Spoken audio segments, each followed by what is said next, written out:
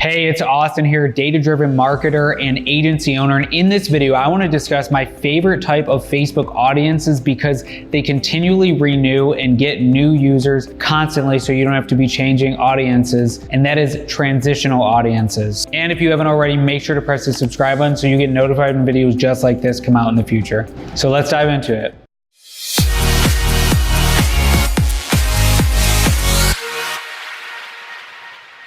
Transitional audiences are audiences that people are fading in and out of. That means, unlike your typical audience choosing something like health or fitness or superfoods, or maybe it's groceries or whatever your audience is, I'm just trying to make up words. The fact of the matter is, transitional audience is implied that the behavior that someone is doing puts them in a certain specific transition in life. Maybe they just bought a house, maybe they just got married, maybe they just got engaged, or maybe they just changed their relationship status from widowed to taken, or from married to single. So there's many different things that you can use targeting the behavior aspects of Facebook's targeting interests. Transitional audiences are one of our favorites simply because we don't have to constantly change audiences, but instead we have to make sure that the creative that we are testing is specifically for that transitional audience. For instance, if someone just broke up from a relationship, we probably don't want to target them with happy relationship ads, but instead